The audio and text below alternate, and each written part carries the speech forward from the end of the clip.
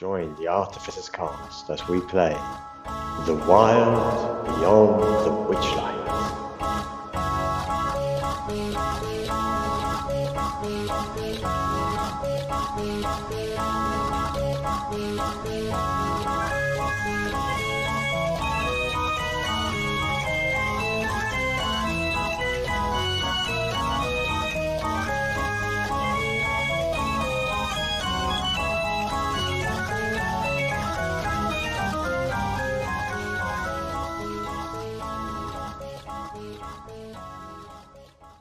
Okay, let me just now I've got in, let me just reset where we were and what we were doing in my own head. What did we have up here? Small stuff. Oh man. No, don't show to everybody. Why do you? This isn't for them. They mustn't see this. Don't ask me to show it. Not to them. We just don't know who's going to clear up the mess. Right. Okay. Let's have a quick recap while we're all here. And Cam's eating as well. So we are recording. I just found out I got some free potato wedges, so happy days. For the delay. Nice. Okay. Well, that's always worth the late start, isn't it? So, okay, guys. So, where we left it last time, there had just been a very, very impressive performance by Zygon the Bard in the Big Top at the Big Top Extravaganza, which was kind of at the top of the fourth hour. No, sorry, at the end of the fourth hour of your time here in the Witchlight Carnival. Jazal has been trying to find somebody who can find out where Mr. Witch and Mr. Light are. And I think I decided at the end of the Big Top Extravaganza that you were just going to go around to the staff area with Kettle Steam in tow. Yeah. Rukito and Borges were just kind of blown away by the whole performance, I think, weren't you? Yeah, very much so. I mean, you are totally loving this carnival by the sounds of it, which is brilliant. And I'm really, really getting into it, which is cool. Yeah, Zygon's just like, I don't know, probably. I'm absolutely trying to. Yeah, I'm now trying to play it so cool, as if I knew that's exactly how the performance. It's like just another day at the office now. So I'm just chilling in. Yeah, I'm chilling in the whatever it is, like the changing room area that I've now. Did you actually win anything? I think they decide later on. Did you win anything? Yeah. Did you win anything at all? Apart from everyone's hearts. Yeah. Besides that, exactly. You've definitely won this. You've won. Oh, yes, Cam. What you said. One Furbolg is really, really into your stuff. He's just completely enamored with you now. It's just this, amazing chance meeting. You four people have just had this amazing experience. Okay, so I believe I am sort of ready, as ready as I'll ever be for the next bit. Okay, so perfect, right? Yeah, so everybody's buzzing. There's still a buzz. People are leaving the Big Top. So what are you guys going to do? Just let me know. Are you gonna wait for each other? What are you gonna do? So I'm gonna actually, I'm gonna make my way back out at the front of the Big Top. Okay. I'm gonna try and on the back from people as you're going through, right? Yeah, I'm gonna try and find. People are saying, "Nice one, Zygon." I'm gonna try and find a security guard, right? Not Giselle. And I want to set up like an autograph stand where everyone can come and get their. Oh, you join the queue for the autograph line. Okay, I mean you don't see anybody, but there's no reason why you shouldn't just stand at the stand there and go, stand there. There's nobody's going to stop you doing this. Oh, okay. Well, then absolutely. Yeah. So if you want to stand out there, because most of the staff are kind of moving off now as well. So you guys see Zygon kind of walk out, and set up. You could probably take I don't know what you're going to take out. You're just going to stand there and say what? Yeah, no, I'm not even going to say anything. Right. I'm going to try and find a stool to just make me a little bit taller. But I'm not going to say anything. Yep. I'm just going to stand there like a Greek god statue. Right. Or one of those buskers that you find in the middle of town. Yeah. Excuse me, I'm far too highbrow for that. I just conquered the big top route. But what I am going to do is every time I sign an autograph, I'm going to ask.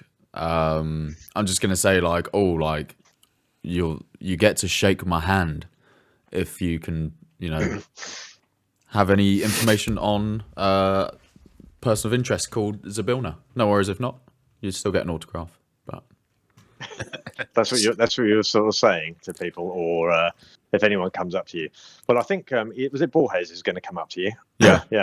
Yeah. Yes. So Borges. Oh, I recognise you, don't I? I think I'm a familiar face. Look, here's your autograph. I just grab his hand and just like scratch with a quill. I don't know. I forgot ink. I have his flute in my hand. Open it. Give him his flute back. Oh wow! Thanks very much, mate. I forgot about that actually. I did too. And then I'm just gonna say, Borges, have you got any information about someone called Zabilna? If you do, you can shake my hand. I don't know anything about Zabilna, unfortunately. I know that I'm looking for Zabilna. Oh, that's about it. Yeah. Well, so I know we're both looking for Zabilna. Yeah. The common denominator here. I'll ask Rokito. Rokito, are you looking for somebody called Zabilna by any chance? As a matter of fact, yeah, I think. Here we go. So starting to come together. A little flight of pixies fly across, sprinkling, fairy dust and glitter, and one of them sees you standing up there, Zygon. You don't really see it approaching you, but you kind of see it, and people, little things happening, and just puffs some glitter over your head. And it just kind of droops down over your head as you're sitting there talking to people and looking regal. And then your head turns into that of a donkey, and you start braying. You start braying at the top of your voice. It lasts for about 10 seconds, but then now people are just laughing at you as well. Rukito and Borges, you might be a bit surprised, but suddenly I'm gonna try and turn that into as if it were my own joke. So I'm gonna try and pretend like that, like I was part of that the whole time. Okay, try and pull that off as a, what is that? A bit of persuasion. Let's just do a persuasion roll. See if anyone buys it. 23. Oh, he's even making the sound. It sounded like no. You totally pulled that off as if that was one of your own little tricks. Amazing. I'm going to swiftly try and find Giselle now that people are starting to play pranks on me. I've realised I'm a high value target, so I'm going to go and try and find Giselle. All right. Actually, Giselle's probably coming out of the tent as you. I'm guessing I am still with Kettle's team, right? Kettle's team's still with you, yeah. So, guys, what are you guys doing? Because we are thinking of going and see the owners. They might have some information on that person, Zabilna. So, do you guys want to do something else, or you'll come with us? I'm definitely gonna come with you guys. I've forgotten the crow's name already. Kettlestein. Kettlestein. Yeah. I'll just lean over to her and I was like, look, sorry, I was a bit stressed before my big performance, so I think we need to talk about Zabilna. What do you know of Zabilna? She's very interested suddenly. because she knew you were. She thought you were hiding something last time. Yeah. So she's like very intently looking at you. Yeah. I know nothing of where she is, but I am very interested to also try and find her. So I want to help as much as I can. What's your interest? Is she one of your patrons? No, she's not a patron, but she just helped me out in my younger days. So I just want to kind of pay respects to her. Okay. Now, I'm going to say this to everyone. I'm just going to say, like, well, I'm pretty sure I've just won the big top competition. So if we want an audience with the owners, I may have just got us that very easily. Well, funnily enough, I think you are. Sorry, Carol. Well, no, you can say what you're going to say. I was going to say, like, I think they're in the staff area, so I think we can catch them there. Maybe there's a chance. Okay. So you're having this little conversation, and around the side of the big top tent, you see well, you know him as Burley, Jezal. I'll show you this picture. Burley, the bugbear. He's wearing. Burley. Well, all right, Jezal. How are you? Hey, come here. I'm good. I heard you missed your brother. You lost your brother. Is that right? Yes, that's right. Yeah, Hurley. Haven't seen him for years. No, not years. Months. Anyway, which one of you, Zygon? Hello. That's him. That'll be you. Management wants to see you. Follow me. I'm just going to say, hey, obviously, I need my security team with me. Oh, yeah, that's all right. They can all come. Giselle, you can come too. Okay, cool. Gives me a second to register what's going on. Yeah. Moves everyone aside so Zygon can get through. Yeah. You go about 5 paces ahead when I suddenly realise I'm the security team. And, follow along. Yeah, so this bugbear, as you saw there, he's wearing dungarees with fairy wings and a helmet made from a jack-o'-lantern. So, yeah, he kind of stomps off. You and he are probably about the same size, Borges. Giselle, you know this. He's a good guy, this one. So he's leading you round towards the staff area at the back of the big top that you can see on the map there. So, Hamish, isn't he the guy that his brother's missing, like the swan? There was you heard a rumor. You heard a rumor about that, yeah. Okay. Yeah, is it you Hurley did indeed hear a rumor. That is it, isn't it? Hurley and Burley, yes. This is Burley that you're talking to now, or who's leading you around here. Okay, so yeah, you come up to this big thicket of vegetation and hedges and trees and the like that looks impenetrable, but he kind of just walks up to it and waves his hand, and it opens a small tunnel through this wall of thorns here, and you walk into what is the staff area, and in it you see all of the Carnival's wagons are located here. So the wall of thorns is pretty imposing, actually. It's 20 foot high, 5 foot thick.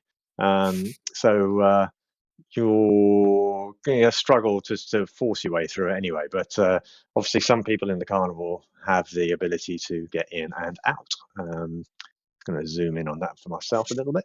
Okay. So inside the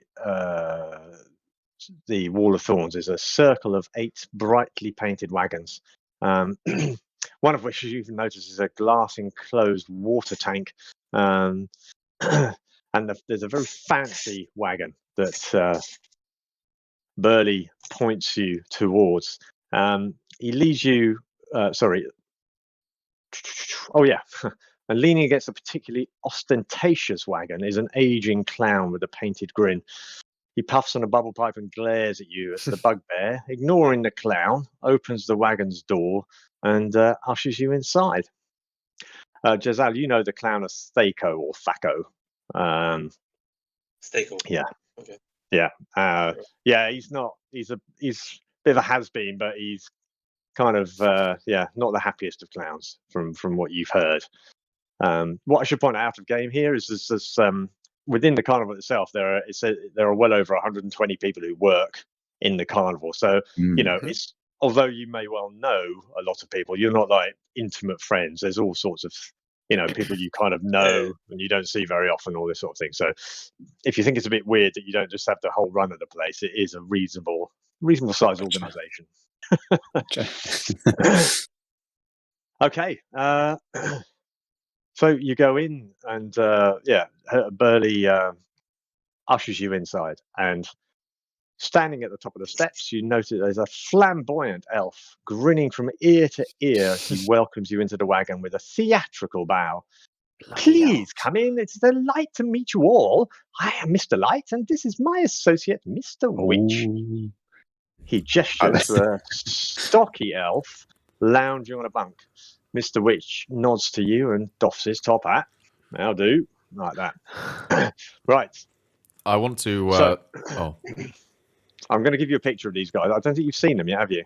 No. Have you seen them yet? No. Okay, let me just show you what you see as you walk up to it. Can I also absolutely try and like perfectly match both of their greetings? So Mr. Light, I do like a really fancy bow. And then Mr. Witch, I kind of just give him like a lad's nod. Yeah, with you can totally do that. Are you trying to achieve anything by doing that? Like, I want it to like show respect. I don't want it to be like mocking. Yeah. I want him to like think like, oh yeah, this guy. Oh yeah. Okay. Yeah. Did you see the handout, by the way? Yeah. Yes. You did. Yeah. Proper Don in Don the in the caravan, background. Yeah, they're menacing. Says Borges. Yeah, so they're elves. I mean, they're slightly different to elves you might have encountered outside of the film, right?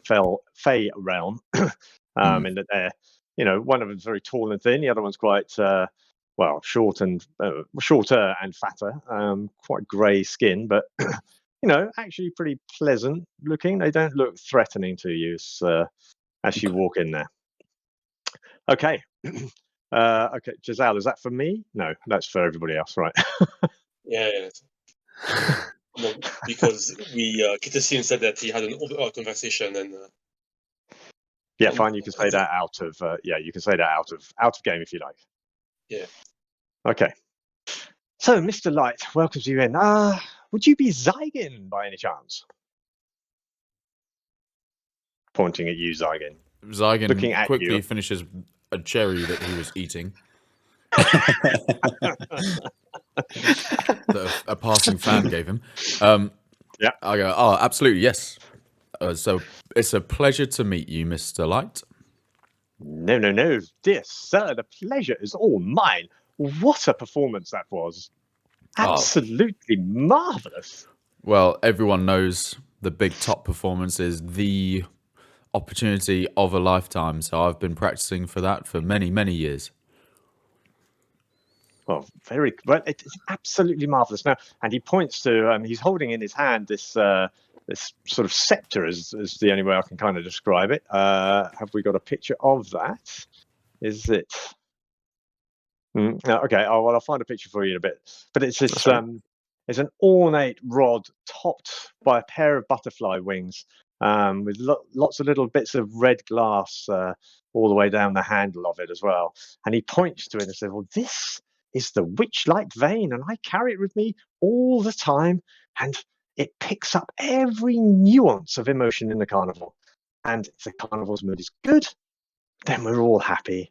And do you know what this Witchlight vein enables me to do? It enables me to find the people who are bringing the most joy to the carnival. And have you heard, has Giselle explained to you the end of the night, the crowning of the Witchlight monarch?" We I are... haven't had time yet. No. I did suspect something, though. Right. Well, before you all go, just as the dawn is breaking, we crown the Witchlight monarch. And the Witchlight monarch is that individual who has brought the most joy to the carnival. Now, I have no choice over it.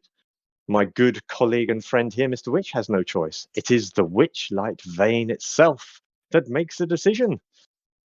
And so far, I have to say, it's looking very good for you, Mr. Zygon. Oh, well. Pat Zygon on the back, and he just falls forward. Yeah, I kind of like stumble forward a little bit. Yeah. And I'm like, oh, well, that's I'll just keep trying, make everyone happy, keep the carnival fun. And have you got any suggestions on where I could go and perform? Just keep everyone upbeat. I mean, the feasting orchard is always popular. Have you Yes. been there? I have, yeah. Oh, yes. Always Oh, people yes. there. Yes. I mean, if you, well, yeah. I mean, you've seen the carnival. There's song and dance everywhere. But I believe a lot of people will know your name by now. So I'm sure if you decide that you want to do an ad hoc performance anywhere you like, please feel free. How about down by the? How about down by the? Yes, the bubble pot teapot. Oh, super. That's always lots of space around there, and people having lots of fun flying around in the bubbles. Have you been in that yet? Anybody? Not yet. Any of you? Not yet, Sounds no. great, though. I highly recommend it. Mr. Witch, Mr. Light, I certainly wouldn't want to bring the mood down here. But we've got this individual with us, Kettlestein, I point to Kettlestein, who's been trying to get your attention, right? So do you know who she is? Mr. Witch looks forward and goes, "Nope, never seen her before. Who is she?" Well, come on, Kettlestein, you wanted to meet them, so here they are. So you bring Kettlestein in, and then they look at her, and he's like, "Oh, hang on a second. Are you the one who's been causing trouble in this? Yes, in the yes, carnival she is. recently? Yeah. And you caught her, Giselle, did you?" Yes, we did. Yeah, with Yeah. Good job. I was going to say Good job, head. So, Kettlestein it is it? And what's your game here? Trying to spoil the mood of the carnival, are you? Yes, that will not do, said Mr. Light. Will not do at all. When you have somebody as spectacular as Zygon here, I mean, if it weren't for him, I just bow. the carnival, people may not even be having a very good time at the moment because of your actions. Explain yourself before we have you thrown out. So, this is where I'm going to talk to myself for a little bit then. Yeah. I was thinking I've got to try and make that happen, but I'm glad. Don't worry, it happens a lot. It's like, oh, stop it. Well, how many times am I going to have to push Kettlestein forward to say something here? Yeah. Okay. So she comes forward and she goes, "I know you know about Zabilna, and I want to know what you know." Mr. Witch looks at her and goes, "Why are you talking in... why? Well, what's the guy's name? Who's the mime? Who's the mime? Ruben. Out of game. What? Ruben. No, not Ruben. That was the little halfling. Must I note for it? Oh, for goodness sake. I do apologise. Hold on. Right. I had a note for it as well. I've left it. The mime. Candlefoot? Candlefoot. Yeah, that's it. Yeah. Mr. Witch is like, "Why are you talking in Candlefoot's voice?" "Oh, well, it's just one of the things I can do. Mimic, disguise myself. I can do all sorts, Well, you best give his voice back, I've heard such a sorry tale about him and Palasha the mermaid. He's supposed to be proposing to her, and he can't. He's lost his voice. I know he's a mime and all, and he could mime a proposal, but, not the same, is it?" "No, absolutely not. It is not the same at all. I demand that you give him his voice back as well." Kettlestein is like, "Well, maybe I will if you can give me some information." So, does any of you guys want to know any more as well? Have you got anything to add, or are you just listening in? I'm going to kind of intently lean forward into the conversation. I'm not going to say anything because I don't really want to blow all my achievements. Yeah, but... just want to see how this play out with the. Yeah. Right. Okay. Okay. Keep the same. Yeah. So you want to know about Zabilna, do you? Well, she is also the patron of the carnival, you know. Did you know that? I didn't think so. Well, she is also our patron, but we haven't heard from her for some time. No contact at all, to be honest, and we don't know what's happened. Kettlestein pipes in that she overheard a conversation. That she heard the conversations that someone was going to find out about it. And she heard the name, the Hourglass Coven, as well. And they just basically look nonplussed at that point. And never heard of the Hourglass Coven. Nor me neither. Don't know what you're talking about. But we do know, obviously, about Zabilna. But there's not much we can say. What do you want to know about her? Well, I'm just want to know. Yep. No, it's fine. I'm quite happy having a conversation. But you guys can go and have a cup of coffee if you want. I can just talk to myself. I'm just going to lean. I'm just going to lean it. I'm just going to ask. Do they have any idea on how to get to Zabilna? No, none at all. None at all. Where'd you see her last? We haven't seen her for years, I don't think. Well, I mean, we sometimes got messages from her, but it's been some time. A good year or two, I reckon. We just carry on with the carnival. Who should be in Prismeer? Prismeer. Have you heard about Prismeer, Giselle? Well, just rumors, you know. Kettlestein pipes in. He goes, well, yes, everybody knows. Prismeer is where she lives, obviously. How do we get to Prismeer? Somebody needs to go and find her and find out what's going on. Am I the only person who cares? I'm going to try and persuade. I think they know how to get into Prismeer, so I'm just going to say, look, guys, I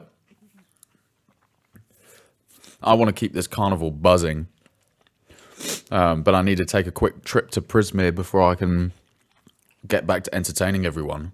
If you can let me know just how I can kind of quickly get in and out and try and persuade them.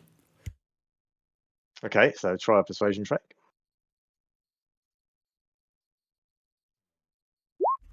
20, not Nat. So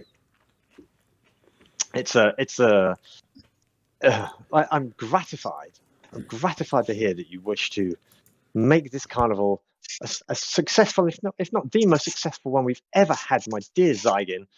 But I am afraid I cannot and do not know how to get to Prismeer. Mr. Witch, everybody who works here has heard the rumor that there is a portal somewhere in the carnival. When you say everybody, Giselle, who do you mean? Well, you. So sometimes the staff, when we hang around and have a drink. You've heard rumors, have you? Well, yes, there was tell. Let me tell you just the one thing that I know, that there was tell of a way to get from the carnival to Prismeer. Yeah. But how that happens and where it is, none of us know now. So what was the tale? Well, this carnival is an extension of the Fey realm, isn't it? So, there must be some connection back there, but I've no idea what it is, and Mr. Light has no idea what it is. Listen, we've got you two other fellas there. Then perhaps before we give you any more information, you can tell us what you're about here. What brings you here? And he looks at you, Rikito. I was a bit lost at the start. I didn't really know where I was going, and then suddenly there was just a group of people which I came across, and then we split up at one point. But two of us, me and him, decided to have a lot of fun. We just went around to each individual location, while these other two decided to go off on their own little adventure. We went on ours and had loads of fun on rides. Well, whilst I'm much gratified to hear that you're having a lovely time, I think you misunderstood the question, which was, what brought you to the carnival? Not what brought you to my door. Broader question. Not totally sure, if I'm honest. I can't remember my reasoning. You need to have a look at your mood, your character sheet. Is it your character sheet? I think we might put it on there. Or I did a there's a journal entry at the top. You should all have your own ones with your little backstory thing on it. Yeah. He turns to you as well, and Mr. Light kind of cuts across Rukito's hesitation, and he's looking at you, Borges. It's not often we have a Furbolg here. So lovely to see you. Obviously, Fey touched anyway. You must feel right at home. What brings you here, dear sir? Yeah, I don't know if I can trust these two just yet, so I'm going to kind of keep my cards a little bit close to my chest. I'm going to say, well, I was walking around, and this man, I point to Zygon, he did a backflip, and all of a sudden, I've just been following him around ever since the backflip. But I'm probably I don't know quite why I'm here. I'm going to say the same thing, but I'm trying to be a bit coy. I don't know if I can trust these two just yet. Once again, it seems my questioning. Maybe we're not making ourselves clear. You both eloquently explained how you came to be at our door, but not it's a lovely how you door. came to be to the carnival. That is all. Simply ask. He looks at Mr. Witch a little bit and just kind of raises his eyebrows like, are these guys dumb or what? Okay. Mr. Witch, Mr. Light, people who just come to the festival to have fun, you know?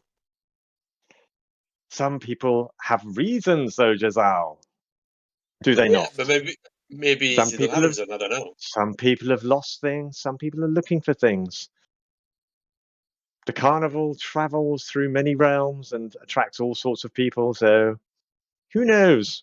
I'm just interested. If we're going to have an exchange of information and an exchange of views, perhaps we should get to know each other a bit better first. And if nobody can trust anybody, then, well.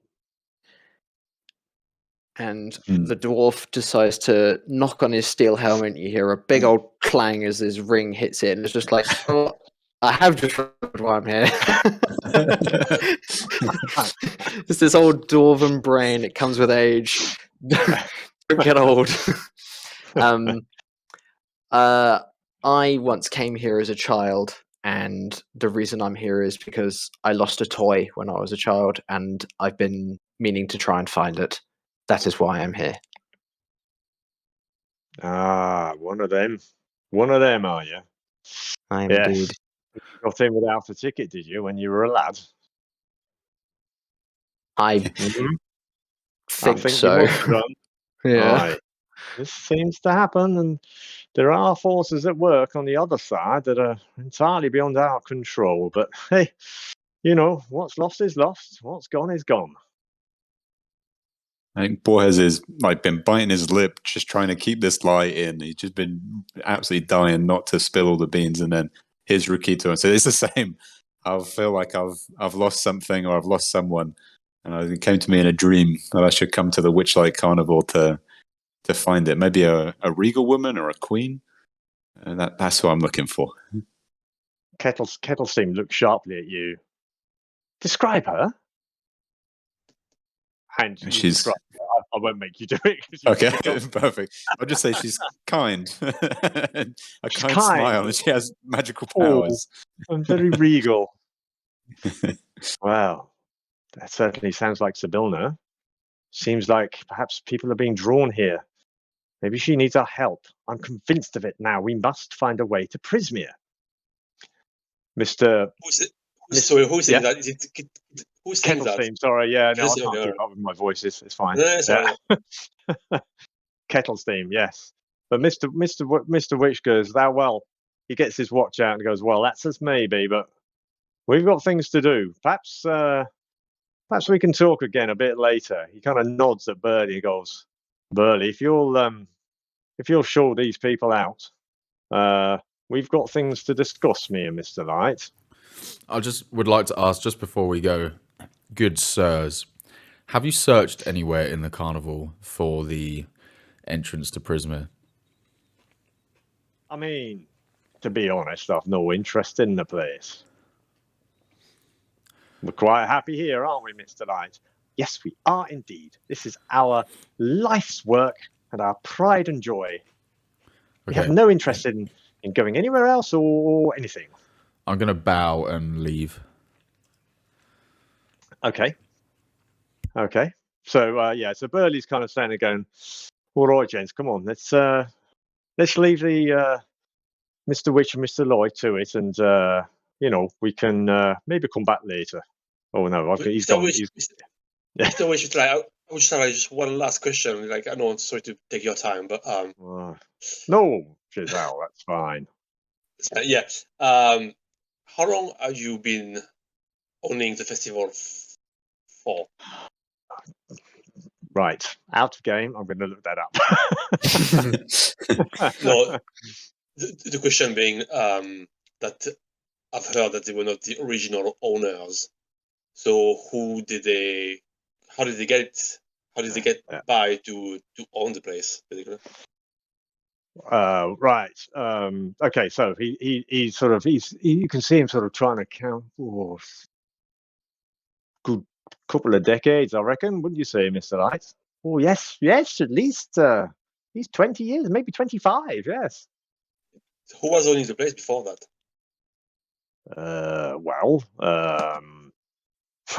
There's a good story to that, but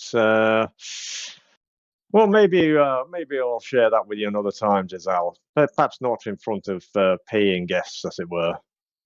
Okay, sure. Okay. All right. Nothing's sinister. It's ours by right and fair and square. Don't worry about that. There's nothing sinister going on here. Of course. Just curious, Well, curiosity's no bad thing in the right place, is it? Yeah. Curiosity did not kill the Hurley's rabbit, so Hurley's kind of ushering Burley is kind of ushering the rest of you out while Kettlestein doesn't appear to want to go really, but Burley kind of leans over and goes, "Come on, come out. I've got something to suggest to you. So come on out." Oh no, he's gone Liverpudlian now. But anyway, it's all right. I don't see Kettlestein under me. I just knock her out. Whoa. Okay, so Giselle, are you leaving as well? Yeah, of course, yeah. Oh, yeah. Okay, cool. Okay, right. So, I mean, they're not going to tell me that story now, are they? They weren't. No. No. Okay, so everybody make an insight check as you kind of leave the wagon. Oh, wow. It's very high. Not bad. Let's just see what. Yeah, okay, nice. I mean, it was clear to you all that there's a reluctance to talk about what's going on. Okay, you know that there's that they're from their kind of body language and the way they were looking, and obviously the things they were saying, that there's something else going on. But Burley leads you out through the wall of thorns there, and it's kind of just behind. It takes you out just behind these stalls, just outside there, and he kind of gathers. He goes, "Come over here," and he takes his jack-o'-lantern helmet off and reveals a worried expression. Bad things have been happening at the carnival for a while. People and things have been going missing. My bosses know more than they're telling, but their hands are tied somehow. You're the first people I've met. Might be able to set things right. Witch and Light are good guys, but you're going to need some sort of leverage to make them spill the beans. Look, I've got a suggestion, but I've got to be clear right from the outset. This accent's going to kill me. Got to be clear right from the outset. I'm gonna wander around now. Okay, I've got to be clear right from the outset. Yeah. I want no harm to come to Mr. Witch and Mr. Light. They're very kind people, but they've got themselves in some trouble. All right. Does everybody agree on that? Yeah, Can we agree on that? What kind of trouble? No harm. Okay. So, you know, so I can't carry on doing it. So he's going to go into, and he starts explaining, well, you saw the Witchlight vein that Mr. Light is carrying. But Mr. Witch has the Witchlight watch. And without that, the carnival cannot stay on schedule. They can't unpack or pack up the carnival and move to the next place. So he's going to propose. He proposes that if you could somehow temporarily gain access to that watch, they would probably be far more willing to talk to you with that as a bargaining chip, providing you give it back at the end, all right, and no harm comes to them.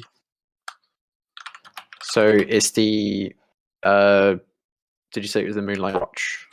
The Witchlight watch. Witchlight Watch. Yeah. And he goes, look, the best time to do this is when they crown the Witchlight monarch, because he'll be there and Mr. Light will be there, but there's always lots going on, and we might, if it's one of you, he looks meaningfully at you, Zygon, who happens to get crowned, then, you know, we've got a prime opportunity to be right up close to him. And so maybe if we wait until then and see what happens. I look at Zygon and go, you bloody well get it. Cool, thanks guys, no pressure. So Burley, what you're suggesting that we wait till the end of the festival, steal the watch from Mr. Watch? Mr. Witch. Mr. Witch. Steal the Watchlight from Mr. Witch. Yeah. To have some leverage to find the portal. Well, we can tell us what the portal is. Is that what you're saying? Or to find out what's being going on. He's you can tell he's super worried, and he knows, you know, they're not perfect, but you know, without them, Carnival will fall to bits, and it's his life, and he loves it here. And and he also says he's also like, I don't want them to know it was me, neither. It'll break their hearts if they think I've want to set them up for this, but something needs to be done. Well, you said your brother was missing. Is that right? Aye, yeah, he is. He is. What does he look like? What does he look like? Like me. looks a lot like me. Hang on a second. I will.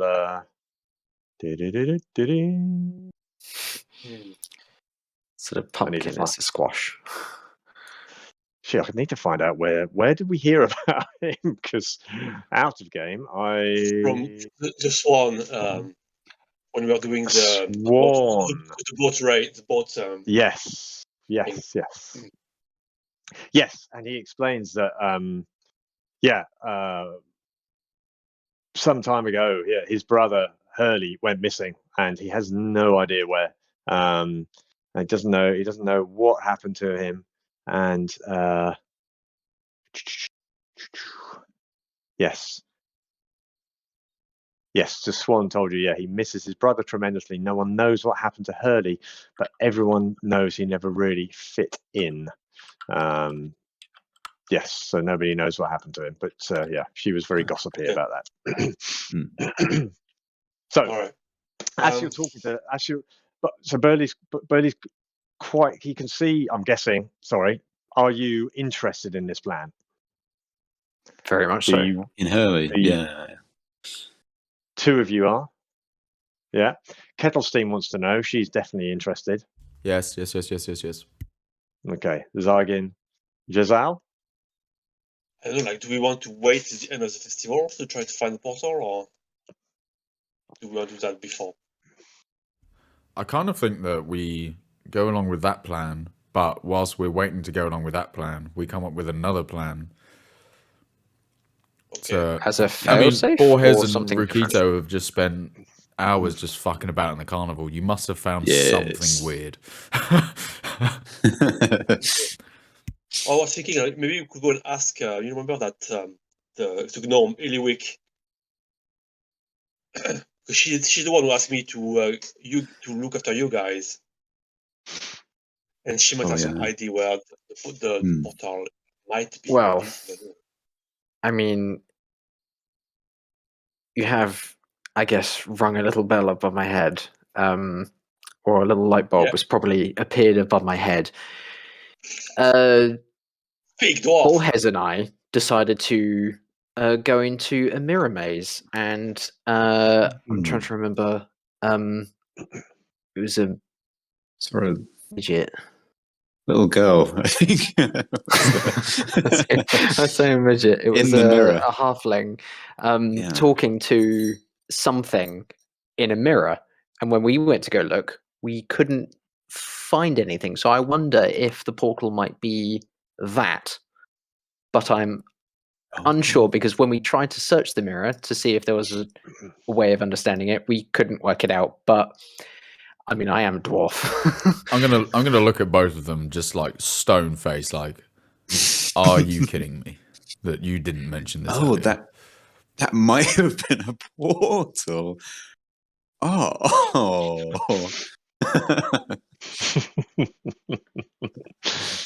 Okay. Well, I mean, Birdie looks at you, goes, I mean, yeah. What did this person look like?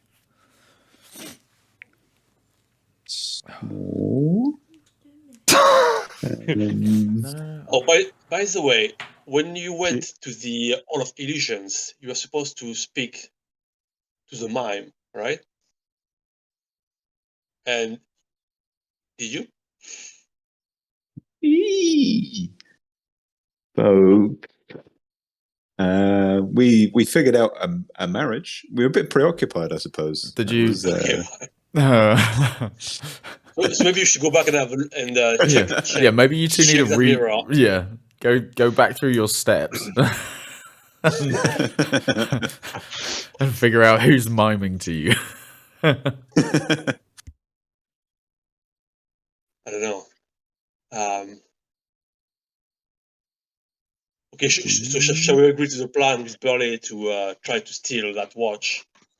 So yeah, he's listening intently, and you've been talking for some time, and he's like, look, you're gonna have to bide your time a little bit, but maybe we can find other people who can help. And the tricky thing is he keeps the watch on a chain in his waistcoat. Now, anybody with nimble fingers might be able to take it from him when he's distracted, especially towards the end of the carnival and the crowning of the Witchlight monarch and things.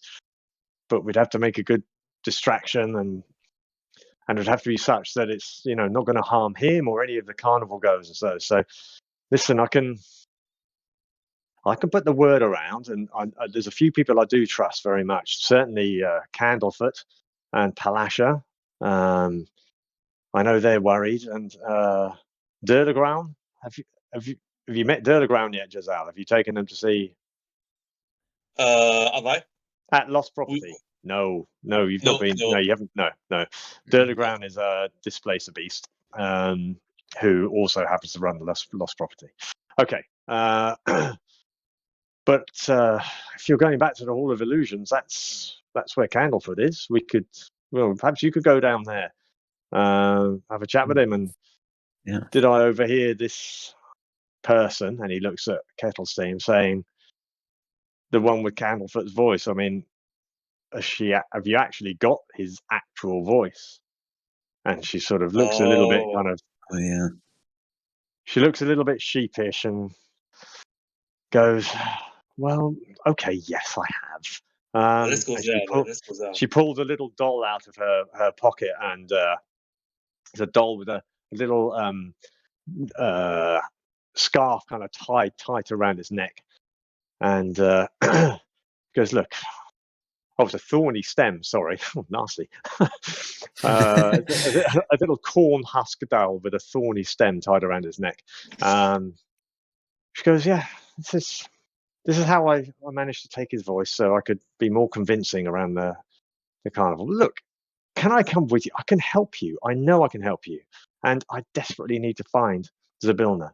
And if you've got the same goal, then why don't we work together?" Yeah. I feel like we need to. We have a quick group discussion about Kettlestein, maybe. See if we all trust her. Can you go and stand next to that tree now? Yeah, I've already agreed to help her. Go. Yeah, but the rest of you are your own agents, so you can decide whether that's what you want to do. Yeah, if you want to go and have a chat, you go have a chat. I think we're gonna take a quick break now anyway. So an actual physical break, real break, and we'll come back to this in a minute. How about that? Sounds good. Sounds okay. All right. Alrighty, bye. See you in a sec. I'm back as well. You're back, and Cam, maybe in a minute. Got to get Pizza. Another delivery. Yeah. Pizza 2. I ordered pizza. Ollie and I ordered Pizza Express because you just finished her first term at uni. It was like meant to be a celebration and stuff. We got it to deliver.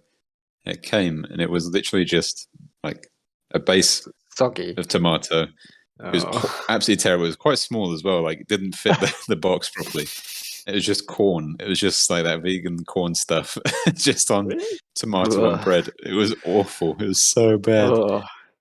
That made me shiver. I normally shiver on food when it's good, but that made me shiver thinking, no thanks. No, it was like squeaky and oh man, it was not the right choice. It's very disappointing when it happens, especially with takeaway and there's something missing or whatever. Yeah. You're just like, oh god. I should have bought a £2 pizza from Tesco's. Can you be bothered? Yeah, can you be bothered to send it back and wait for them to send something else out as well? It's just like, the pizza is away, and then I filed for a refund. That was right. Yeah, good for you. Yeah. There's a new place in Horsham, by the way, for pizza in town called Fire or something. Oh yeah. Have you tried it, Hamish? No, I haven't tried it yet. No. That's really good. Is it? Yeah, it's I think Joss had noticed it actually. If you ever get a chance to go to London, or I think they probably have more, but find a place called Pizza Pilgrims. It is so good. Pizza Pilgrims is so tasty. They do. They're like, you go there mainly for like the dough for the pizza rather than just everything that they put on top. But they have like classic margarita, stuff like this, but the dough is like a double fermented dough. And they do like a large batch of flour with like a fraction of yeast. They leave it for longer to ferment. They then roll it out into little balls and then let it ferment for a further, I think, day in the fridge. And then when you eat it, it is like really nice and chewy, and it's so good. Pizza Pilgrims. Yeah. Sounds good. Yeah. I think the two guys that created it, they went across Italy in like a little tuk-tuk essentially, and they were meant to take they thought that it was only be an 8-day journey going across Italy. It took them 6 weeks to get across it. Wow. That reminds me. We trust. Oh, Stefan's on internet already. Yeah. They do look good. Yeah, it's all in London. It's all London. Yeah.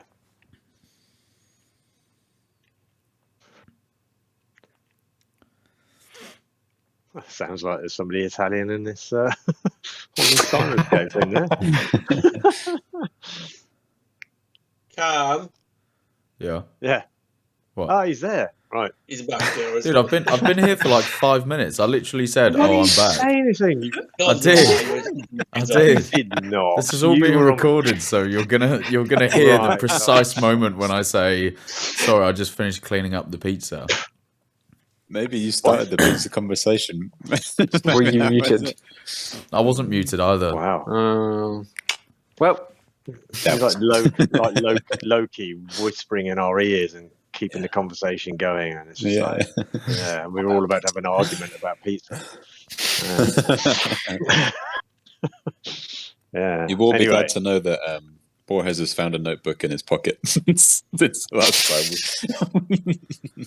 In about the last 2 seconds. Oh, I remember things. Oh, suddenly, yes. Yeah. Suddenly, my memory is good. Yeah. Right. Okay. So, Bertie's going to leave you with just a couple of thoughts then, which is he doesn't want to be. He's not going to hang around with you.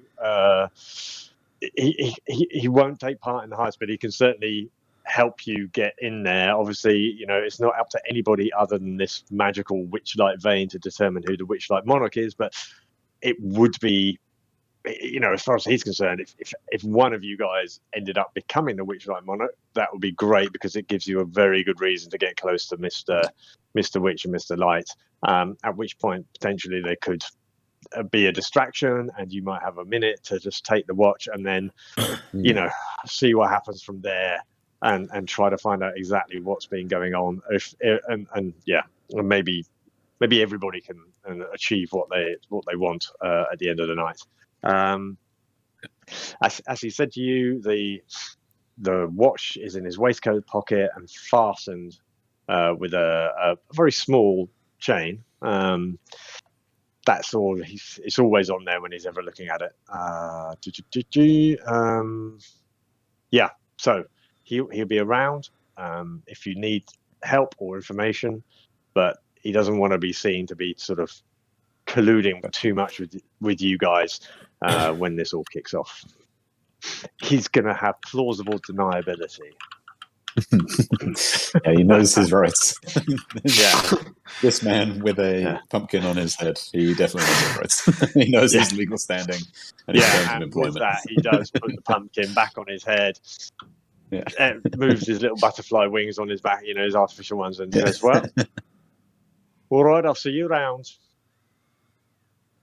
And he kind of strolls off. See about it. What are you going to do? You guys want to talk about Kittle's team, so interesting. Oh. I was feeling like is she still standing off away from you now? Yeah. Well, it's just, like just like a private conversation, Well, she's looking somewhere else, I mean, if you want to tell her to go and stand somewhere else, I'm sure she would. But I feel like she's invested in staying with us now. She won't run off. No, she doesn't. She won't run off. She wants to be involved. Yeah. Yeah. I was just thinking, it sounds like we're all after Zabilna, but we don't know why we're all after Zabilna. So maybe we should quickly discuss what it is that we're looking for. So I'm not after Zabilna, just saying. You guys are after, I'm not, okay? But I was asked to look after you, so I can help you, but I'm also working for people here, so... Mm-hmm. So why do you want to find Zabilna then? So for me, I have a human warlock friend, and he has asked me to just have a little look around Prismeer, because there might be some good stories and things like that for me to pick up. Sure. Yeah. But he also said that the Archfey Zabilna should be there, and I actually had a run-in with her when I was younger, and she helped me out big time. So I have, that's kind of like my vested interest in finding her. Okay.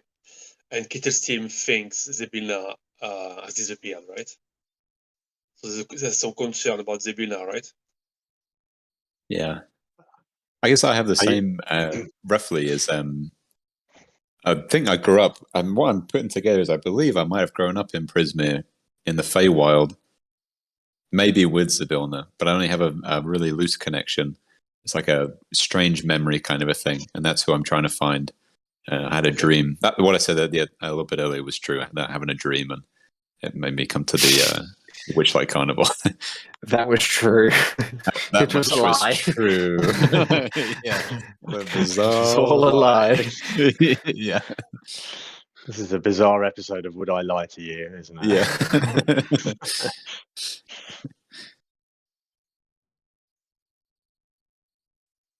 Okay. Cool.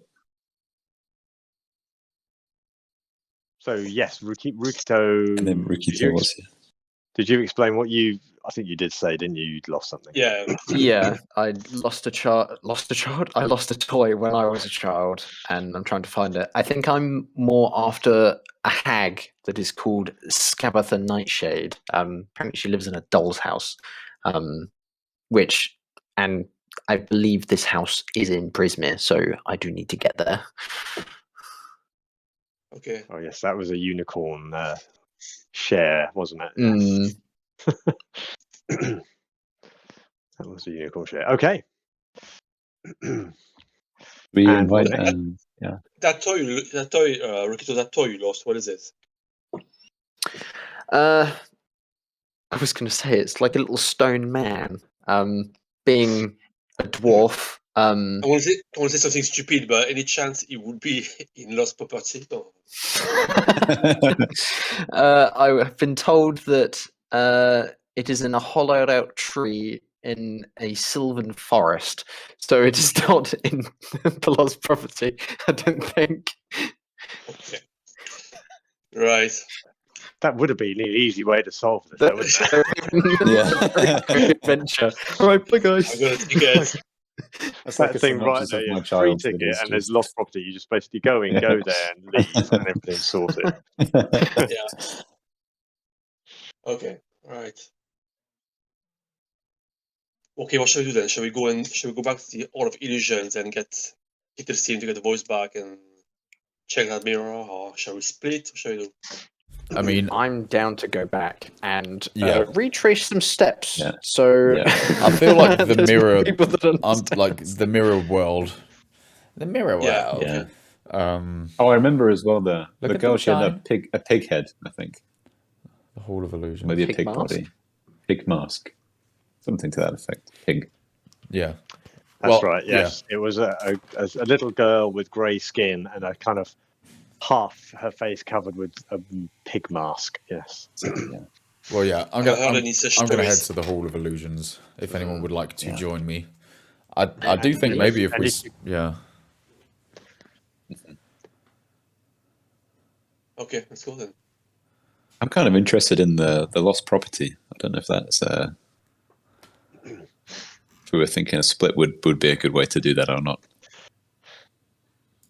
Okay. I think so. I can come with you because Burley's somebody to meet there, isn't it, as well? There's Durleground, the displaced Yeah. beast. Yeah, he looks after lost property. Perfect. Shall we split? We split. Rikito, Yeah, you coming sure. with me to the Hall of Illusions? I am indeedy. Yes. Welcome Okay. to the Mirror World. Mirror world. With only Speak to 17 Candlefoot. different types of mirror. Try and speak to Candlefoot. Kettle's team is going to go with you, Zygon, and Rukito. Okay. Oh, that's what she said she wants to do. Yeah. Cool. Sure That's thing. fine. Perfect. If everybody's Then we happy can- with that. No worries. Yeah. See if Kettle's team will give back the Lime's voice. Yeah. Okay. She'll come. Yeah. She'll come with you then. Okay. Right. Well, it's well. You'll get there first. So we'll go with you guys first for a few minutes, and then we shall flick over to Borges and Jezal as we get towards lost property. So, what do you guys want to do? Yeah. How do you want to do it? I'm going to actually follow Rikito here because he has been here before. So I'm just going to Yeah. let Okay. him lead the way. Yeah. Well, if Kettle Steam is coming up behind us, I'm going to walk up to the front door and hope that Candlefoot the Mime is still there, and try and get his attention and just go, do you remember this person? And point at Kettle Steam. So as you're walking out, let me just describe, just to remind you. So for Zygin's benefit, this is a large tent painted with a mural of shifting images that show grinning fairies diving into pools of colour. The helical stripes of the tent's pointed canopies rotate in spirals. It's kind of a bit of a what do you call, like when you're trying to hypnotize somebody? It's quite hypnotic. Thank you. Gosh. And the whole display seems designed to befuddle onlookers. There's a clown dressed in muted garb standing at the tent's entrance, blinking at you. Yes. So as you walk up, Rukito, make a... What's going to be a good one for memory? Not mine. I'll tell you what. As you walk up, you do notice the... because the last time you were here, you saw, it wasn't that long ago, this big romance or just this drama playing out in front of you, right? Yes. Do you remember what happened and why? So one thing I'm trying to remember. So I believe it was two halflings. One of them, I can't remember any of their names, unfortunately. He tried to propose, and she started bursting out laughing at him because of something around this area caused her to start laughing. The other halfling was upset by this and ran into the Hall of Mirrors. We tried to console her, and I broke down in tears of laughter, and it started to hurt like hell. And once I'd calmed down, me and Borges decided to go in and try and find the other halfling, which is when we then saw the little girl in the mirror. Cool. That's I will say that's what you relayed to Zygin as you walk down. And as you've remembered that, you do remember that there's a there's like a wooden mannequin outside the tent there of this grinning raven-haired young woman in witch's attire with a green flowing cape. She looks like this mannequin is hovering inside the glass cabinet. And at the top of the cabinet, a sign reads, Tasha the Wizard, known for her hideous laughter. Yes, this comes back to you, and you know to steer clear of it. Unless you don't want to. Unless you want to get Zygin to go and have a good look at it. I was thinking that, but I won't be that mean. Well, I actually know that spell, so I am... as soon as I see Tasha, I'm like, nope. Yeah. Oh, nice. Yeah. Okay. Yeah. Of course. Yeah. Is that one of the spells you've got? Is it? Yeah. Nice. Okay. So yes, there is no halfling couple now there, but yes, you do approach the very sad-looking clown. I mean, perhaps you hadn't noticed it quite so much last time, Rukito, because you were watching this drama unfold and then laughing your head off as the poor groom or groom-to-be just ran away with tears in his eyes as his bride-to-be laughed and rolled around on the floor, and you found that all hilarious as well. So perhaps you hadn't noticed quite so much, but this chap who you now know to be Candlefoot, it's just like all the colour has gone from his skin and his hair and his eyes and his clothes even. He's just almost monochromatic in looking. Is it, is it Piero the clown? I suppose that's, who's the mime, is that right? Like white, he's got a white clown's costume with black buttons and those sort of things. Anyway, you can look it up. But yeah, it strikes you this time as you see him properly. Yeah, this is a weird look. And he kind of does a kind of like hi, sad wave again. Walk up to him and ask if he remembers who Kettle Steam is. He probably might he not. looks surprised to see her, but he shakes his head. Okay. I don't know. Looks at feels Kettlestein and wonders if they can give back his voice so he can actually hear him. She goes, "Yes, of course," and she holds out this little doll and then takes off the thorn thing from around the doll's neck, and suddenly you see Candlefoot just hold his neck and go, "Oh my goodness! I have my voice back! I have my voice back! Thank you so much! What happened?" As far as I can understand, this person stole your voice. Off the top of my head, I don't know why. Kettlestein sort of, yes. My apologies. But I'm sorry, she's got a different voice now, hasn't she? Because she's now herself. I needed a voice to fit in more with the carnival to aid me in my investigations. Jesus, that was a good choice. What do you mean? What do you mean? Oh!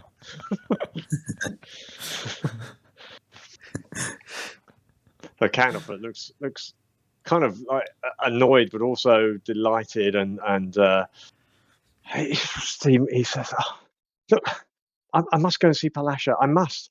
I can talk now. I can propose properly to her." And he sort of look. Excuse me, listen. You can go for free. Don't worry about the tickets. If you can go for free. Don't worry. I'll be back soon. And he kind of rushes off. Okay. And leaving you outside the Hall of Illusions. Let's go in. Let's go in. And see if we can. I guess first thing that we could do would be to walk up to the mirror that me and Borges initially found. I say the reflection. The little girl with a pig mask. Yeah. Okay.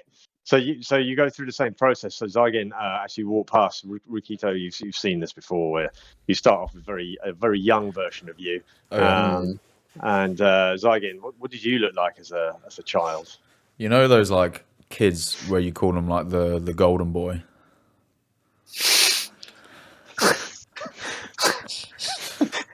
I already looked like a star. No one does.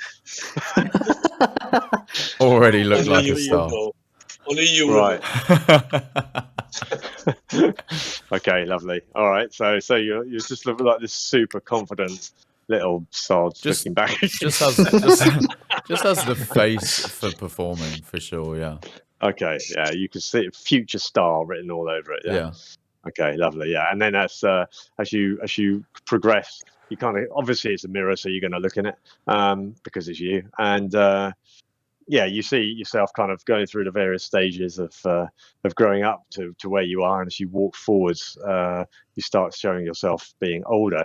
Kettlestein, incidentally, also starts off looking much younger, like a fledgling bird almost. I mean, obviously she's kind of a humanoid bird, but doesn't quite go back to an egg. But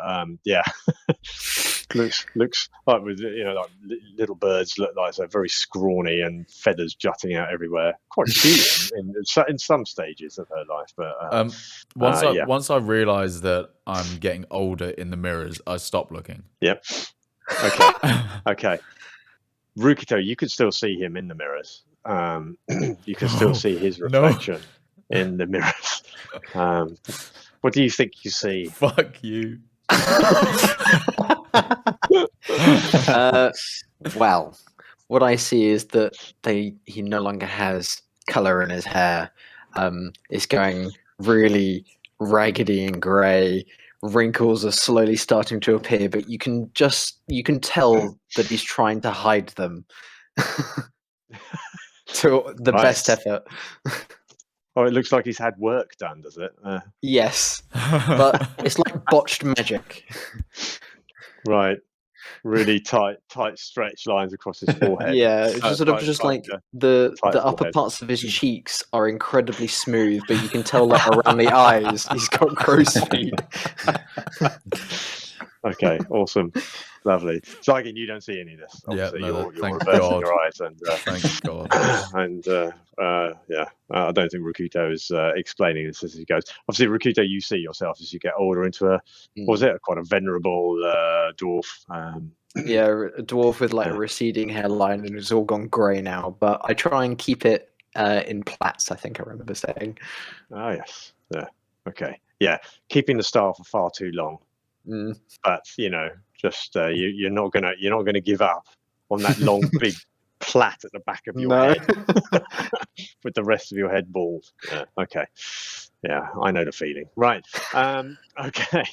So yeah, you do after a couple of minutes find your way to where you saw it was, what was his name? Reuben. Yes. Reuben, look into the mirror, and where you glance this weird looking child who appeared to be in the mirror somehow, but disappeared when you turned up.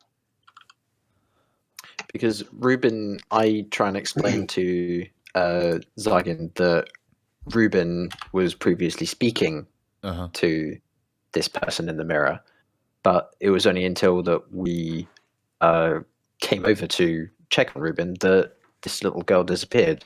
Me and Borges tried to work out how you would do stuff, so we tried knocking on the mirror, but that didn't work. We weren't quite sure how they were inside it. Right. I'm just gonna go and just tap on the mirror and just call out, "Hello." Nothing happens. What was the little guy doing in front of the mirror? It looked like he was talking to her, I think, from memory. Maybe I'm assuming the Hall of Illusions is rather large. Like, maybe we just split up and just tap on every single mirror and just say, "You there? Hello?" Could do that. Out of curiosity, was there a particular direction that she started running when me and Borges visited? I can't actually remember. What, the girl in the mirror? Yeah, if she like disappeared in a certain direction, because we might say follow her. Oh, I see. Okay.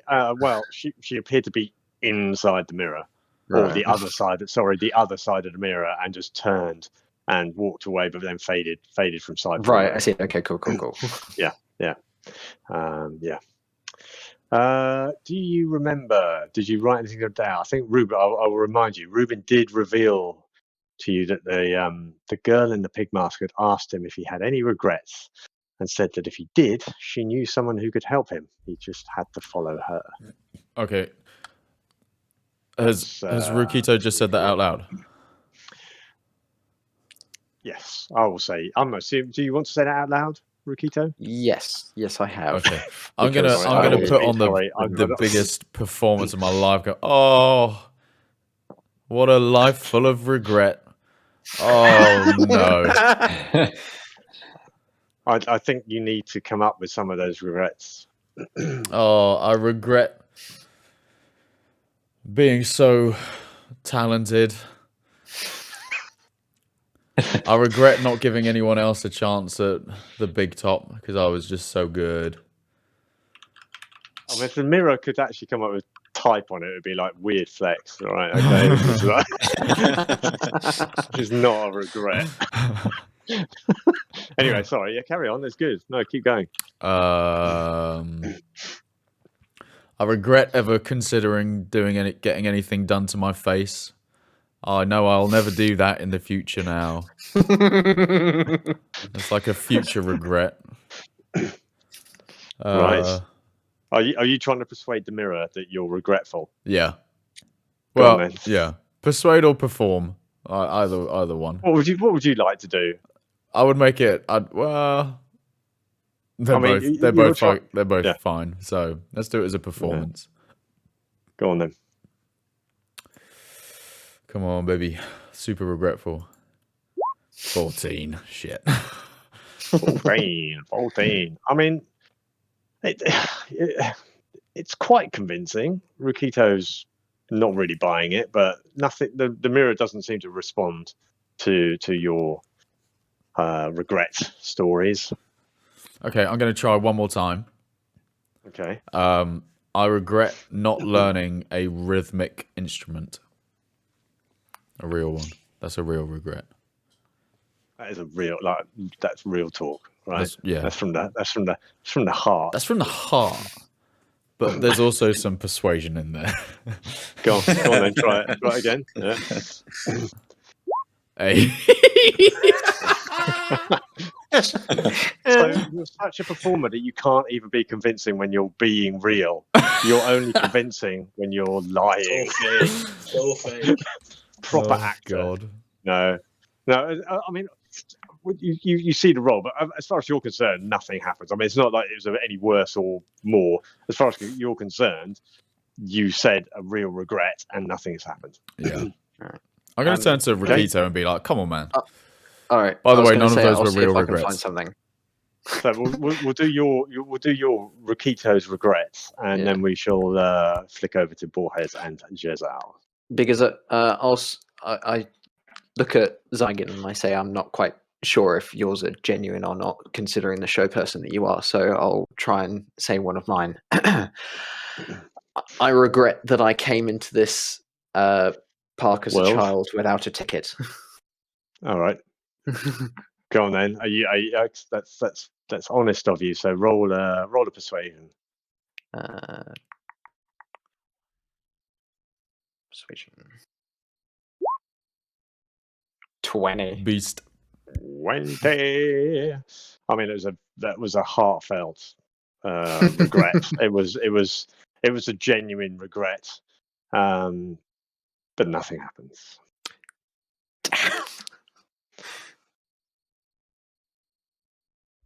Can we carry on, or is it going to the other guys? You can try one more. Then we'll switch to the other guys.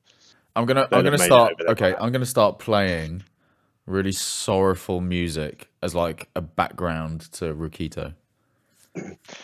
Okay, and what you hear also is that Kettle seems kind of walked up behind you, and she just mimics your regrets, but slightly sarcastically.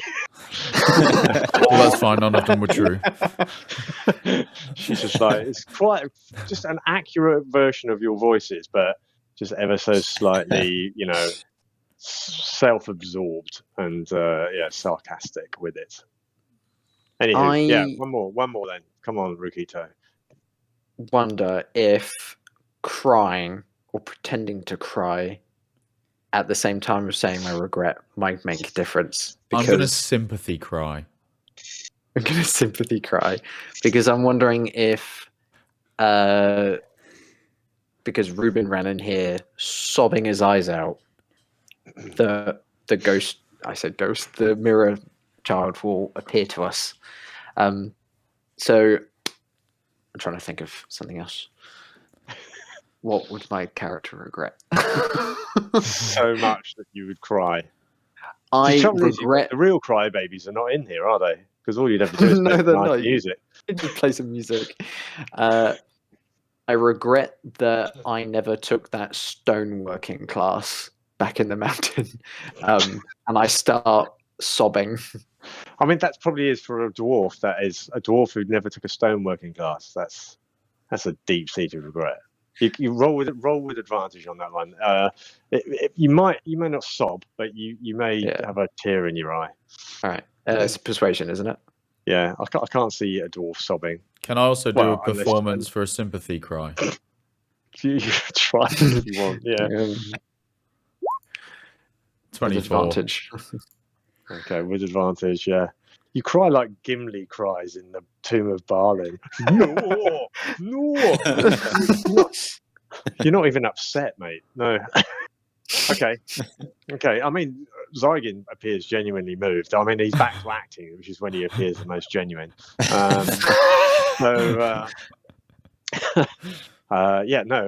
You're crying. Still, nothing happens. God damn it! You've been, as far as you can see, you've just been bearing your souls to a mirror. All right. Well, I immediately stop crying then. Awesome. Yeah, you do as well. You do it very well, very convincingly. Yeah. I'm just like, whatever. Yeah. Okay. Yeah. Okay. Yeah. Right. Let's flick over to Jezal and Borges. So Giselle, you know that Durleground is lost property is basically where it's for lost kids, really. So if anybody gets separated and can't find them, I know a few items will turn up there, but more often than not, it's kids that have gone, lost their parents and all the rest of it. So nothing too serious. Why did Burley mention it? Because he reckons he's a good guy, and he's he's probably heard a few things about he's concerned about the carnival too. Okay. So yeah, just make some small talk with Giselle really quick. I was wondering if Giselle, have you ever lost anything? Just an idea I had there. Maybe if you ever lost something. No. No. No. Okay. No. No, just just to pass an idea that I had. That was all. Okay. Okay. So you approach this wagon, a lost property over here, as you say. Hold on. I'll put this chappie on the map just because. It's a very different adventure, isn't it, for those who've done the other ones? Are you guys moving over to lost property? Yeah, they can move themselves to lost property. Let me show you a picture of. He's very elegant. Right. Okay. Outside the lost property wagon is a large feline creature with midnight blue fur. It has a pair of tentacles extending from its shoulders and wears fake butterfly wings. Hanging from its collar is a small wooden keg, and the creature is playing with two young boys who kind of rolling around him and kind of grabbing onto his neck. And one little boy is screaming, "Again, Durla, again!" while the other one hangs onto his neck and just all laughing. And he's playing with them, friendly in a friendly way. But they love it. He's kind of knocking them over and changes to bite their necks. No, he's not doing that. Okay, so what do? You walk up. You walking up to him? Walk up straight to him. Hey, Dara. Okay, and what's he going to do here? Let me just give me 2 seconds. Attacks you. Yeah. So, as you're walking up to him, he kind of looks up to you, and one of the boys, noticing that he's a bit distracted, goes and picks up a mirrored ball from the lost property wagon, and you suddenly see a flicker of anger cross Durleground's face, and he snatches the ball back with a snarl and a flick of its tentacle, and the little boy just looks completely shocked and just runs away, and he's like, "Oh no, I did not mean to be angry." Giselle, how are you? Yeah, I'm very well, thank you. Listen, in bad mood. Is it a bad time to go and speak to you? Well, I've got to look after. Any chance you could go after that lad? His name's Vero. I didn't mean to frighten him like that. You know me. I'm all nurture the young. They're the future. This is what I'm always saying. But this is that's a particular prize of mine. And listen, if you do me a favor, I'll have time to talk. Perhaps you could go and find the boy. His name's Vero. Has he run off? Yeah, he's run off. Yeah, he just he looked shocked and then tears in his eyes. He just ran off round up towards around the right hand side there. Yeah. I'll run there as fast as I can, try to catch him. Okie dokie. All right. So, can you? What are you doing, Borges? I'm being socially awkward, and I've waved twice at Durleground at this point. I just waved, and then I've done it again. He looks at you with his large cat eyes. You know how they kind of slowly blink sometimes, cats, and obviously he's huge, this thing, and he just kind of slowly blinks at you. I'll wave for a third time. Are you going to stand and wave all day, Furbolg, or are you going to introduce yourself? I'm Borges. It seems you're a bit wasted here in the lost property. Is this what you normally do? this is my calling now. Stefan, can Giselle roll a perception check while he's talking here? I have been in the carnival for many years, and it's my job to protect the young guests of the carnival, and yes, to nurture the young. They are the future. Oh, nice. Okay, yeah. After a few minutes, Giselle, you see a candy store, a sweet shop, and you go, that's probably a good place to find a little kid. And sure enough, you find him in there, and he's got tears running down his eyes. But the stall owner's also giving him a big lollipop to help him as well. So, sorry? It's called Vera, is it? Yeah, Vero. Vero, come here, come to me. Did he steal something from the ground? He dropped it. But he picked up this thing. Yeah. Okay. So Vero, why did you run away? The ground. He growled at me. I thought he was going to hurt me. No, he was just angry because you took something of his. That's all. I didn't mean to make him upset. All right. Why were you in lost property? Because I couldn't find my mum and dad. Well, shall we go back then? Yeah. Well, okay. Is he still cross with me? Is he still cross with me? I don't want to go back if he's cross. He's my friend. Don't worry, he's my friend. Come with me. I extend my hand to him and be as friendly as I can. And yeah, I'm a cute bunny, you know. Yeah, I was going to say. Oh, you're all furry. You can stroke my ears on the way if you want. in a non-weird way, yeah. Tattooed bunny. Okay, he kind of looks up at your big bunny eyes and your long bunny ears and your nice soft fur, and he kind of he touches you in your hand, and you walk back round. And as you walk back round, you kind of see Durdagon and Borges kind of clearly an awkward moment of conversation. You stand off, yeah. He's kind of, you can Borges, Durdagon's ears twitch as he clearly hears Giselle and the little boy coming around. He turns his head and kind of smiles in a cat-like way, which could be intimidating, but it's not on this particular animal. I mean, these things are actually make a knowledge nature, Borges. I want to know if you would know anything about displacer beasts. No, you wouldn't. Right? Okay.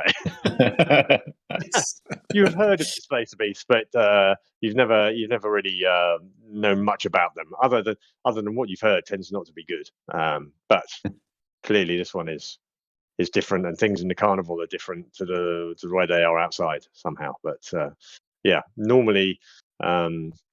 You would approach a displacer beast. Perhaps this is why you are being a bit reticent and socially awkward. But, okay, yeah. He looks at you and goes, "Oh, Giselle, thank you. Vero, come here. I'm very sorry. I am sorry. I didn't mean to be angry. This is just very precious to me." And Vero walks up to him and says, "I'm sorry, Durdagon," and he kind of puts his head on his forehead on Durdagon's forehead and kind of nuzzles in, and Durdagon goes, "That's no problem. It's all right. You stay here with me, and we will find your parents soon." Okay. What is it he dropped? It was like a little mirrored ball from the lost property wagon. It was something there. Yeah. A mirror ball. I don't get that. Yeah, just a little mirror ball. Yeah. Mirror ball. Okay. Yeah. Huh. Why is this so important to you? He just sort of says, he's making sure the kids are there, and he kind of talks quietly. He goes, This belonged to my own cub, Star. Okay. I think this would be a sad story. What happened to What happened to your kid's Star? Where's Star then? This was his ball, and this was his favorite toy.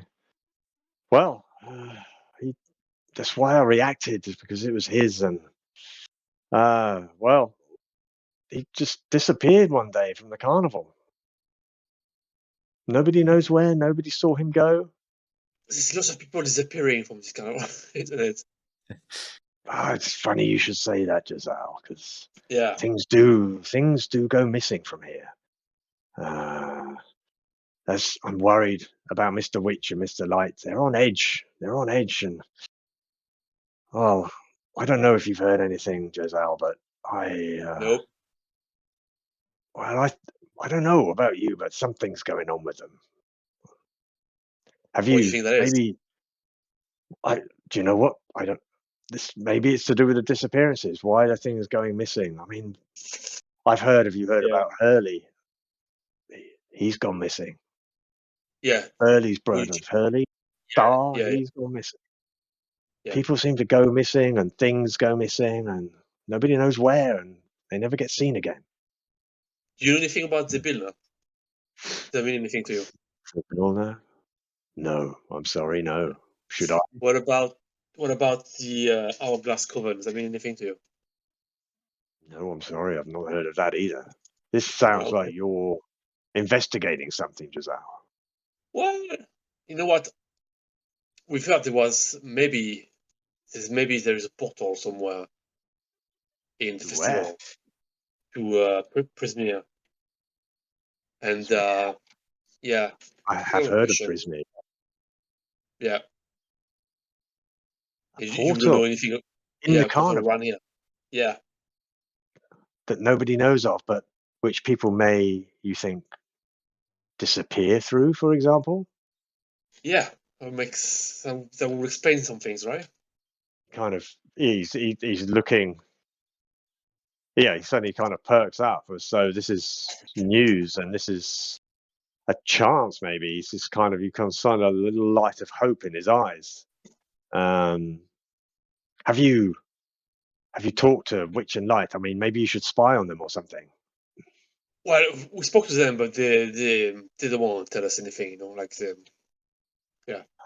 very cagey.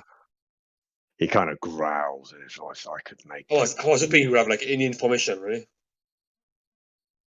I do not, but if I thought they had anything to do with his disappearance, I might forget my duties and.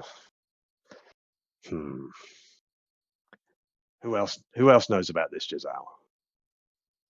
Well, my friend here, Borges, and then Kittel's team. Have you heard about Kittel's team? I know you probably wouldn't know what that is. No. Nope. So yeah, All these some names, all this information. Yeah, some people probably don't know anything about. So yeah, it's all right. Well, Do can I help?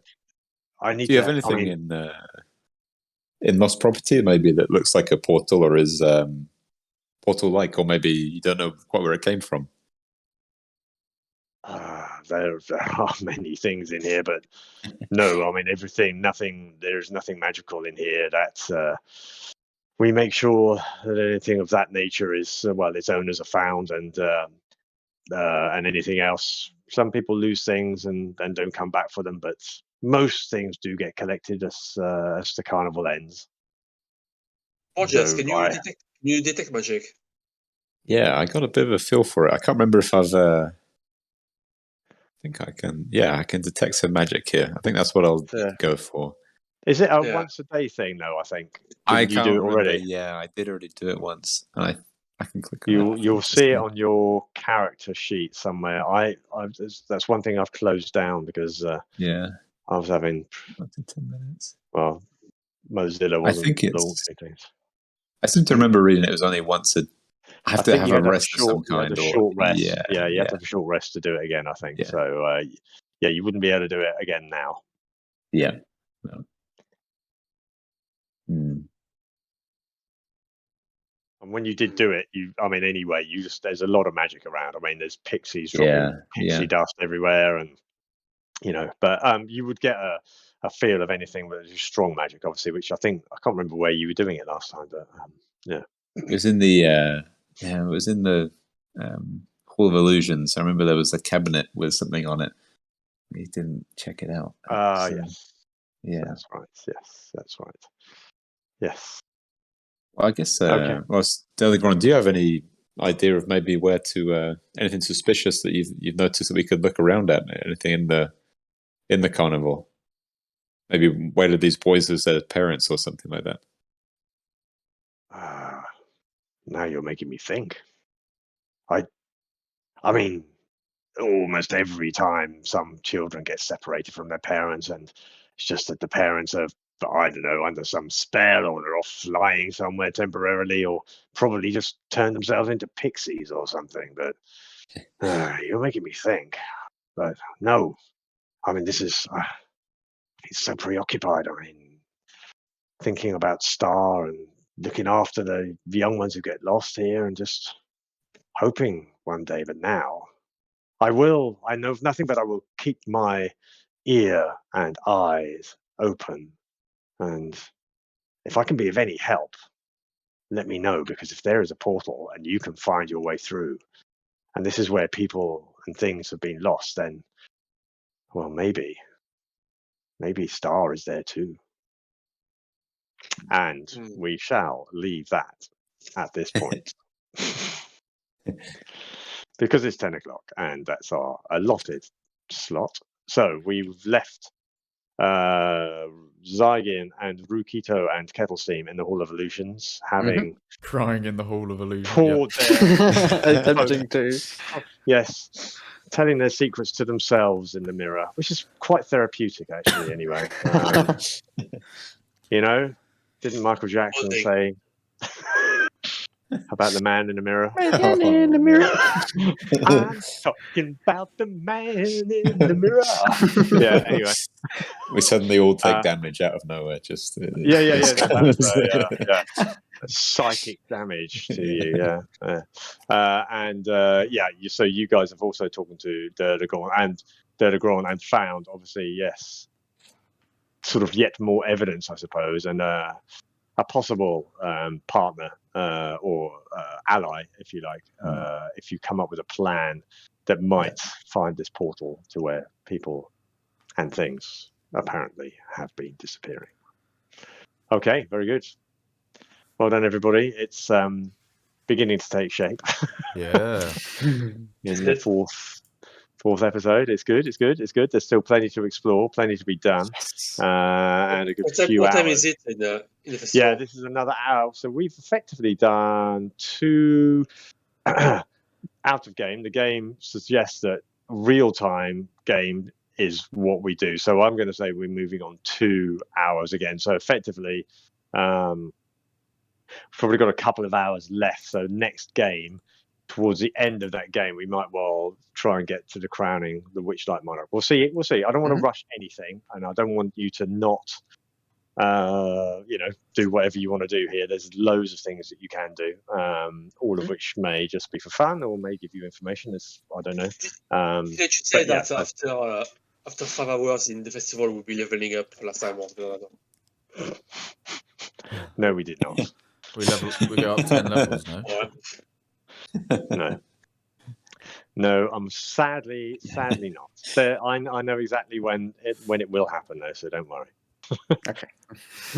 There are regular points when you get the joy of leveling up, but I think, But it's for you guys starting. It's an interesting first for George and Rupert. This is quite an unusual start to a D&D, your first D&D thing, because by now normally you'd have killed something. Yeah. You'd have taken up your murder hobo backpack and sword, and at least taken a few goblins or even something out. But this is quite a nice. This is a much better way to get into role playing, though, because you're having to think about your characters a little bit more and interact a little bit more. So yeah, it'll pay dividends as we go through. Cool. And I'm sure at some point you'll be able to kill something, even if it's each other. Yeah. No, I'm kidding. I did try and push Rupert through a mirror to potentially nowhere. Oh, you did dear. actually, didn't you? Yeah, that was maybe Oh, yeah, attempted harsh. murder. I think in a court of God. law, maybe I could have been done. Didn't that happen in Harry Potter? Yeah. Yeah. All right, guys. Well, we're going to call it there. And the Artificers cast are Cam, who plays Zygin, an Asamir Bard. Stefan, playing Jazal, a Herongon monk. George, playing Borges, a Furbolg druid. And Rue, playing Rukito, a Dwarven fighter. And then there's me, Hamish, the DM, who tries to make sense of whatever else is going on. We use Sirenscape for all the sounds. We use Roll20 for the VTT and D&D Beyond for the character sheets. And we stitch those two together using Beyond 20. Thanks for listening and see you next time.